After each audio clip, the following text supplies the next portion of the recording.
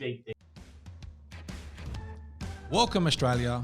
It's that time again for another podcast from the Mate team, where we try and get into your head with stuff that makes us sound smart. Sit back and relax. It's time for us to be mates.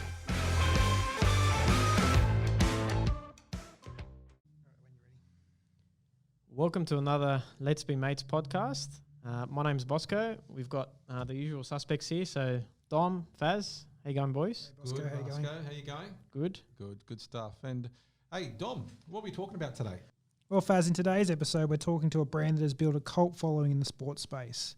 At Mate, we've partly aligned our brand to sport for a bunch of reasons, such as competitive spirit. We see ourselves as the underdog. We need to fight hard to win in the telco industry every day. Building fans, just like fans of sporting teams. We need to build fans of Mate. Also, that keeps us honest and ensures we continue to deliver what we say we're going to do. Inspiration. Every sports fan, no matter what sport, there's a person, event, or a moment that inspires us all. We want to make sure that we inspire as a telco too. A brand that we've become great friends with are the team at the UFC. Their brand delivers on so many different things, and this is why we've got Peter on today to tell us more. So welcome, Peter. How are you going? Doing well, thanks, gents. Thanks for the invitation, and pleased to be with you guys. No, thanks for having you on board. And mate, we always love talking to great brands and especially around the sports arena. And I think we set up this podcast to say what sports means to us at Mate and how we've aligned our brand with sport. And there's no other bigger sport than UFC, right? And at the moment, especially in this market. And so, Peter, let's start with understanding who you are and what your role is at UFC. Sure. Well, just to kind of build on that, I mean, sports are so big, but Australia's a sporting nation, so we get it. We get it down here. So, all of those things are relevant, but you've got to take into account that, we're just so sports mad down. But sorry, to answer your question, so I'm the vice president of UFC for Australia and New Zealand, and I'm responsible for, I guess, managing the business that UFC has here in Australia and New Zealand, and to basically continue the growth that we've seen here in Australia and New Zealand. We had our first live event in Australia in 2010, so we're 10 years young as a brand in this country, and we continue to build on the success that we have since that first event in February 2010, and continue to grow the fan base. And so my job is to be responsible for all of that, and we're slowly building out a team here in Australia, which has seen a lot of success. So, Peter, you've mentioned your role at UFC, but give us a brief history into UFC itself as a sport, basically where it started and how it got to where it is today. Sure. Well, as I mentioned, in Australia, UFC has been operational for about 10 years, but the journey goes back to about 1993, where UFC was first created. And it's a great story, and I'll kind of put into a short kind of synopsis, but it was essentially an idea. A group of guys got together to figure out, okay, who's going to be the best martial artist out of all the martial arts that are out there? Is a karate guy going to beat a sumo wrestler? Is a boxer going to beat a wrestler? So it was that age-old question where you get together with a bunch of mates, you're having a beer. It's like, oh, my guy can beat your guy. So they wanted to put an end to this question. So they came together and they formed UFC. They had their first event in 1993, and it was billed as no holds barred, anything can happen. You can't miss this unstoppable event. And what transpired was they invited all these different martial artists from different parts of the world and the country in the US. And they had huge burly guys who, were absolutely jacked and looked like they would win any fight. And then you had a range of abilities and different fighters and athletes. And the guy who ended up winning was a Brazilian Jiu-Jitsu player, Royce Gracie. And what was so surprising is this guy was pretty small. He was only 6 foot, 185 pounds, and he used his skill and technique to beat these massive guys who, you wouldn't want to meet down a dark alley. And that's what blew everyone's mind. It's like, hang on, skill and technique beat all of these other forms of martial arts. And I think that everybody kind of felt like they were onto something there. Yeah. And then it just kind of exploded from there. To kind of fast forward a little bit through the journey, UFC was bought in the early 2000s by Dana White, Lorenzo, and Frank Fertitta. And the UFC was this freak show for a number of years, and people, it was promoted as this no hold bars competition, and it was failing because they were blocked in a lot of states. They weren't able to get onto television, and all their revenues were going down. And so what Dana and the Lorenzo brothers did together, so the Fertitta brothers did together, was to properly regulate the sport and create the sport of mixed martial arts. And it was through that proper regulation that they were able to, lift bans in states throughout the US and then regulate the sport throughout the world. And then, the UK was a prime destination for international expansion. Australia was atop of that list as well, Canada. And so that the momentum built off the back of that. And now we've got the business what it is today. And what about in Australia in 2020? What are the, how big is the sport? What are some up-and-coming athletes we're seeing? Yeah, we've seen some tremendous growth since that 2010, that first event we had, UFC 110. We had 2 sold-out back-to-back arena events in Sydney in 2010, 2011. And we had very few Australian athletes. I think we had maybe a handful that either represented UFC internationally or locally. But we've seen tremendous growth, and the fan base was always there since we came in 2010, and then has grown exponentially since then. Over this period, we've seen about 50 athletes represent either Australia or New Zealand in that time, and we currently have about 15 to 18 currently active athletes on the roster.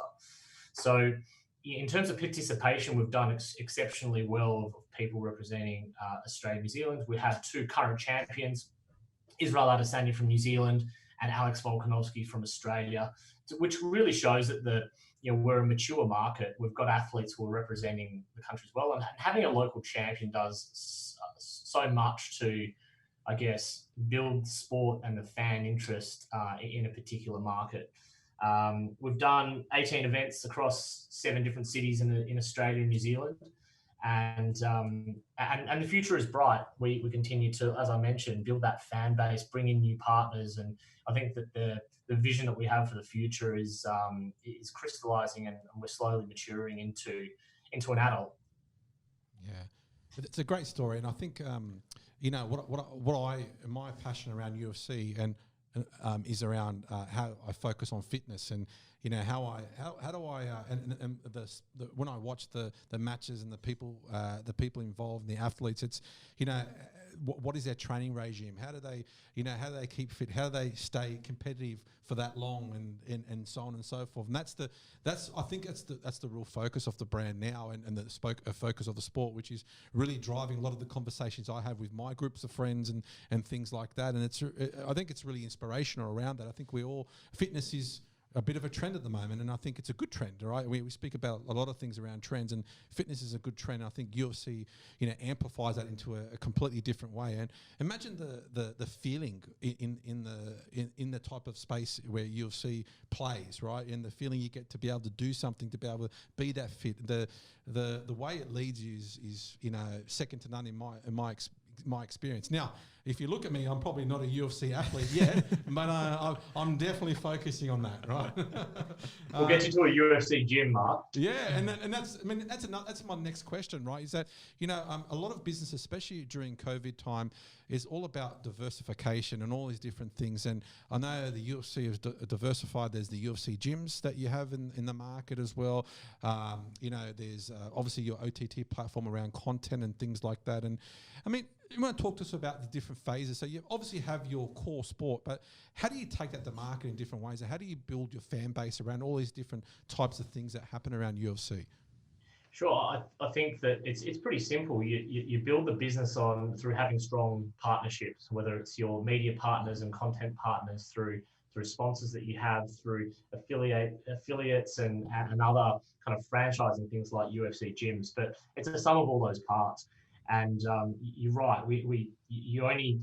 You're judged by the company that you keep, and if you keep good company, then you can set yourself up for success. And we've seen that over the years, and a lot of credit goes to the the broadcast partners that we've had over the last 10 years in Australia, they've helped us grow, and content is definitely the number one pillar of our business. And we've seen that in recent times where, everybody's faced a lot of challenges in response to the pandemic. But what we've been able to continue to do is create and build our content. We're back on schedule when it comes to our schedule of events, and we've been delivering the content in terms of our live events for fans to watch at home, under lockdown. So content is definitely the number one up there, and there's a lot of time and effort and resource gone into how that looks and feels. Mate, sport is at the heart of our brand, right? And so if you look at our brand ambassadors, we've got Matty Ryan, who's the Australian goalkeeper based in the English Premier League, and he's also the current captain. And and then we've got Samantha Kerr, who is our leads us from the front. And so we always said that we want to be known for kicking goals for Aussies, all right, and that's where Samantha Kerr comes in. And we wanted to be known for saving Aussies against bad service and bad internet, and that's literally where Matt Ryan comes in from saving Aussies. He literally does that every day, right? And so I think, if I relate this back to the UFC brand, and I want to talk about the UFC brand and the brand values and things like that, in our world, we see sport inspires people in many different ways. It enables them to watch, to follow, and to try and see if they can do something in that space. And I think that's what's really I think connected with our customers as well around sport. And when we look around your brand and your brand values, and what are the things that UFC focus on when they're delivering the UFC brand and the content and the things to the public? Sure. Well, ultimately, UFC is aspiring to be the global icon of combat sports, right? And we're achieving that. And if you look around that space, the brand is paramount to that success.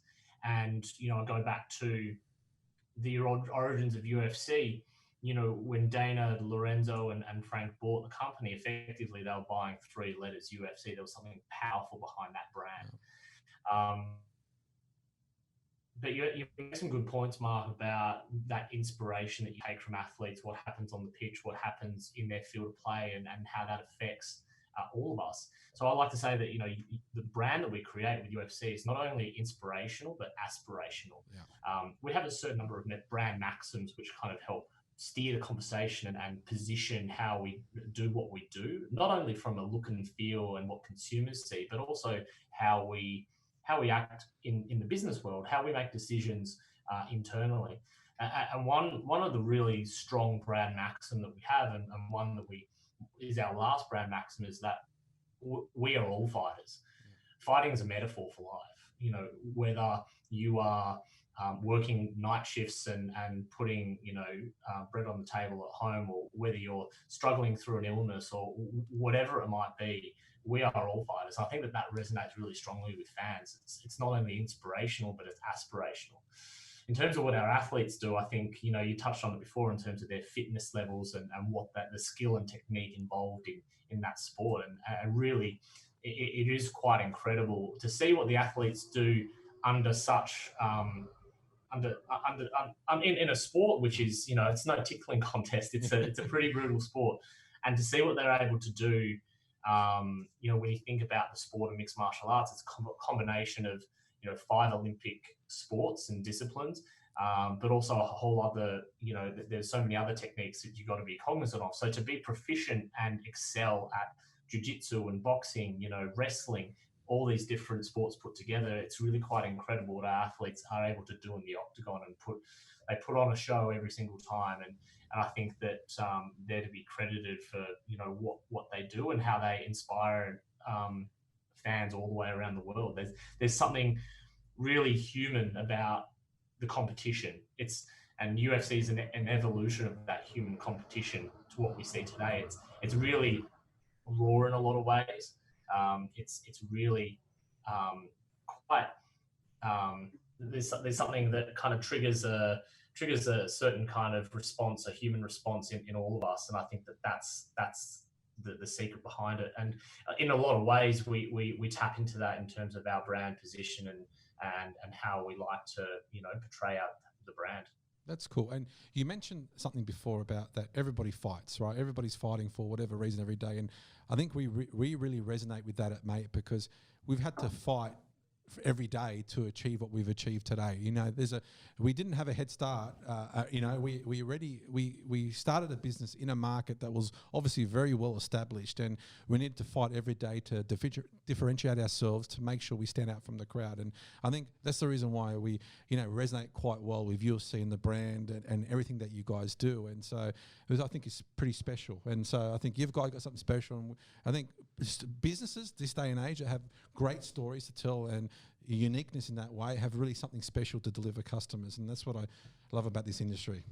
Yeah, I think there could be some similarities seen between Mate and UFC. I mean, UFC is really a big small business in a lot of ways. It had very humble beginnings with not very many staff, and even for a global business that the staff that we have, you'd be surprised that we don't have thousands of people who work for the company. It's a lot less than that.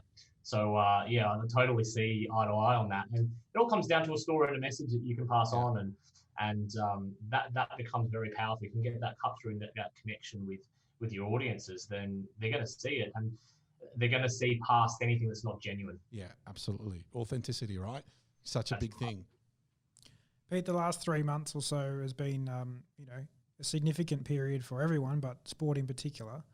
What's some of the challenges that the UFC have come across, and what are some opportunities, I guess, have come out of that across the period of COVID-19? Yeah, sure. I mean, I think every business and every person has been affected by the current pandemic. There's no question about that. It's grinded a lot of people to a halt, and we're restricted of where we could go, and a lot of businesses have faced a lot of challenges, including us.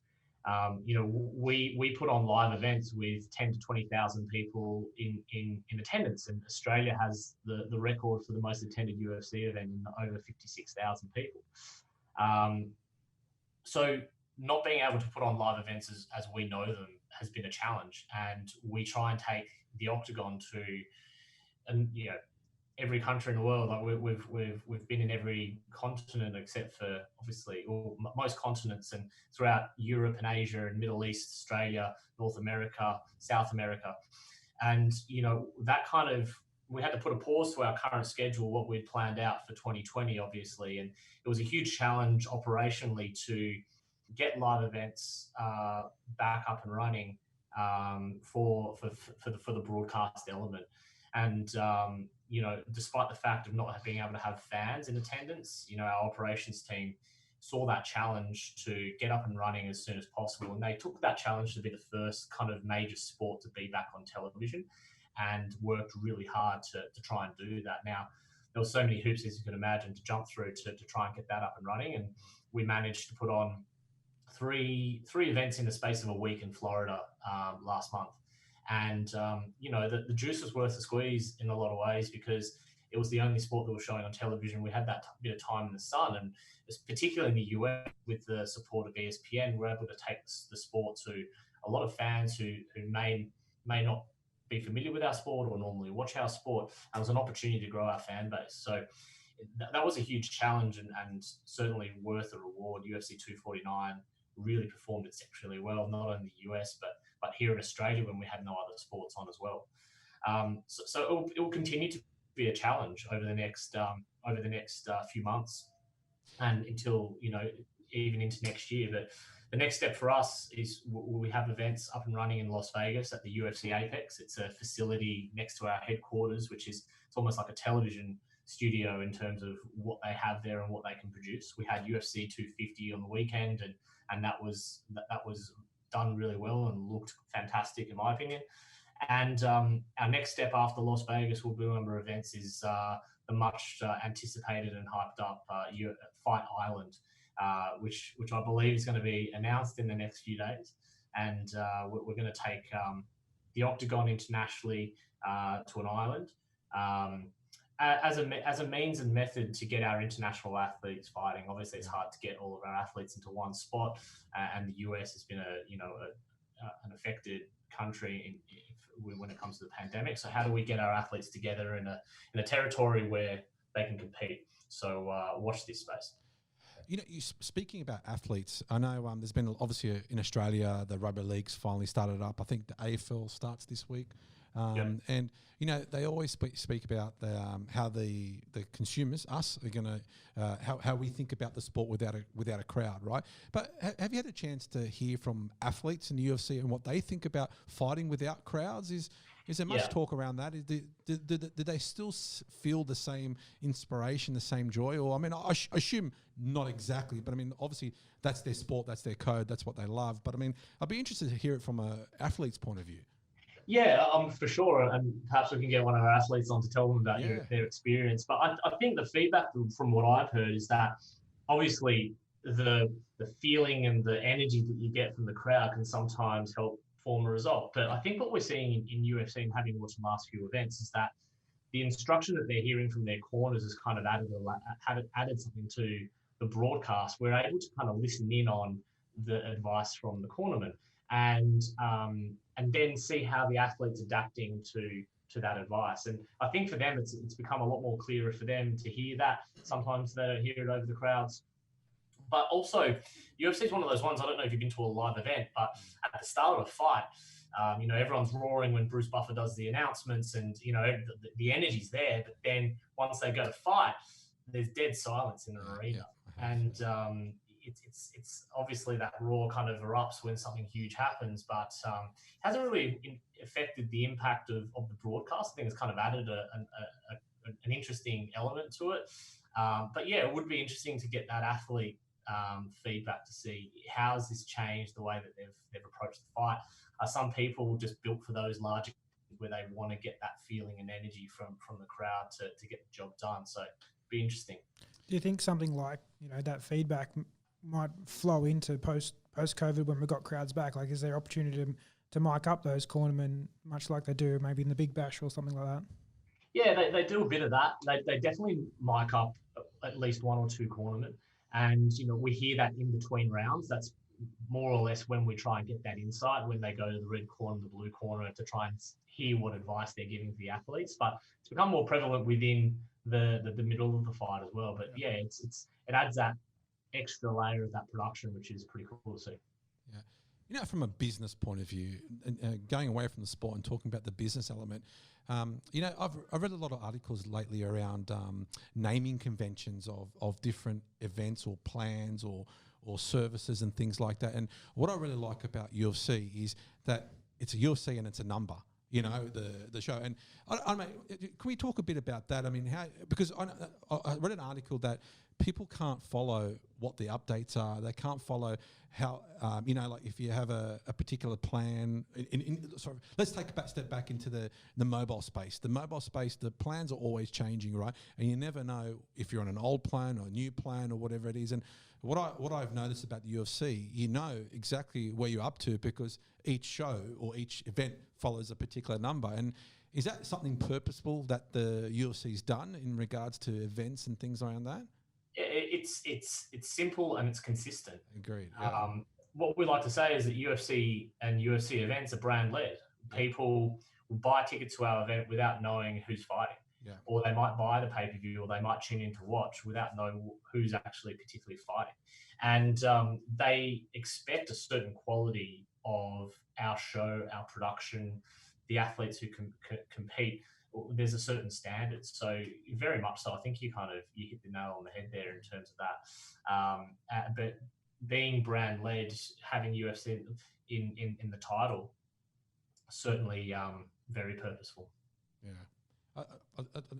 There's something so simple that we don't really take notice of, and you know when we talk about our plans, we try and dumb it down and call it the best mates plan or soul mates plan and things like that. And you know I've done a lot of research over the last couple of years around how confusing the name of something or the naming convention of something can really confuse the consumer and you know stop sales and stop people getting involved and things like that. And you hit the nail on the head before that people will buy a ticket to an event and not even know who's fighting. It's focused all on the brand and what you're delivering, which is Fantastic. I think you said it well, Peter. I think you said consistency is key, right? And I think in our industry, I think there's not a lot of consistency always, and I guess that's something we try and focus on. Absolutely, and that's something that I think you'll get that from us, right? If you look at our brand reviews and things like that, we are consistent in the way we approach it. We are consistent in the way we deliver, and we're consistent in the way we tell people what we're doing. And I think that's something that we resonate with UFC on as well. Sure, and we do 42 events now these days per year. So there's a lot to keep track of, and sometimes it's just easy just to categorize it by doing numbers. Yeah. But there's a consistency and the simplicity. But then, when you want to go into more detail, you can. I think what we do a fantastic job of our teams, that they sell the narrative. And if you watch UFC Countdown, there's a preview show that we do that we release a week before the event. You can follow that narrative. You know who the athletes. You can really learn about the why. The why, I think, is something that's really interesting. And Mark, you touched on your why when it comes to your experience with UFC. You like to see the competitive aspect and the fitness level and the skill, and that's there's a lot of fans who love it for that. And there's a lot of fans who love our sport and to watch the fights take place is because of the why. Are they fighting for their family? Are they fighting to try and prove something? What are their motivators that that get them to the octagon to want to compete at this high level and to perform and perform mixed martial arts? It's pretty special sometimes. Yeah, and people, our listeners who want to get involved more with the sport, in Australia, what's the best places for them to go to watch it? I know you have your Fight Pass, and I think you have certain content in TV and certain channels, but maybe give us a bit of a view of where today we can go access the content. Sure. Well, firstly and foremost, I'd say that there's no better UFC experience than going to a live event. So if the UFC comes to town, or if it comes back to Australia at some point, and if you're keen to check it out, then nothing beats the live event experience. It really is transformational in a lot of ways, and is a great entry point if you want to take a mate or just see it for yourself. There's nothing better. But what we do for TV broadcasts is also really special and translates so much of that live event experience to your television. And so we do 42 events a year. 12 of those events are on pay-per-view, which we do via Foxtel Main Event and Fetch, and we sell it via UFC Fight Pass online. And ESPN and our broadcast partner, so for the 30 other events that we do, that they will be solely on ESPN. So definitely go and check out those live events via broadcast. We have UFC Fight Passes, our over-the-top network, our OTT. And that's like a Netflix for fight sports. It's not only just MMA and UFC. There's a whole bunch of great content from boxing to jiu-jitsu to there's many great smaller organizations from across the world, including a whole bunch of other original programming, which we invest quite heavily into UFC Fight Pass to get a taste of not only the behind the scenes, but following our athletes and compilations, and there's a library of all of our UFC events that ever take place. So if you're bored at home in ISO, then I can highly recommend getting involved and checking that out. And what about at the grassroots level? If I want to get fit and keep healthy, how do I get involved with it, mixed martial arts? Yeah, so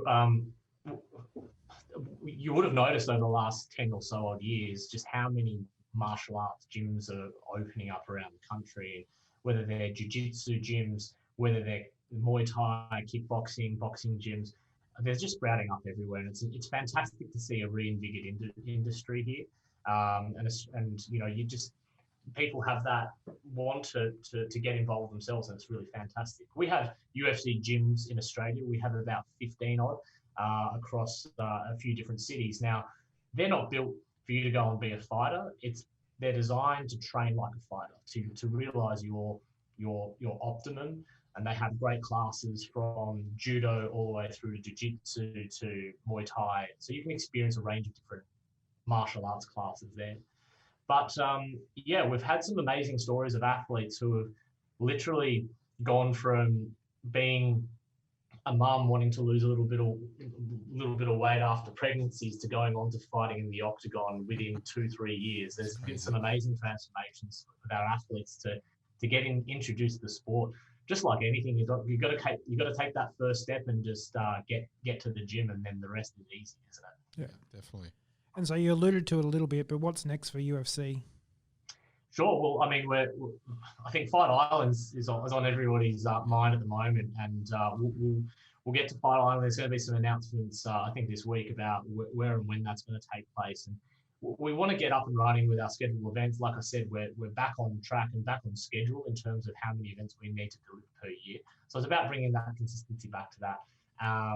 Myself personally, we're keeping a very close eye on to what other sports are doing in Australia, what restrictions are being lifted, and whether we might be able to bring an event to Australia this year. I mean, I'd love to see that if it was safe to do so. But otherwise, we were supposed to have a show in Perth just last weekend on the 7th of July.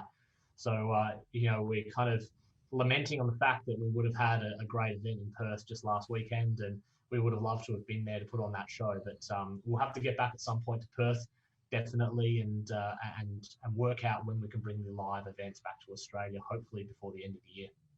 Yeah, Great. definitely. Hope so. I think. I mean, some other sports. I know the NRL are talking about having crowds very soon. So obviously there'll be restrictions in place, but it'll be good to see things getting back to a certain normal, I guess. Sure, I think that a lot of people are looking forward to that. I mean, we've made a lot of great progress here in Australia and in New Zealand in terms of doing the right thing, and I think that we've all kind of fought the good fight in that respect. And if that means that we can do things like go out to restaurants, go out to music and sporting events all the sooner, then that would be fantastic. And I can vouch for a live event. I went to a live event in Vegas at the MGM, I think January 2015, I think it was. It was amazing. And I wasn't a fan. I was just, I knew about it, and I went to the match and it was fantastic. I definitely recommend getting involved. Pete, thanks for your insight.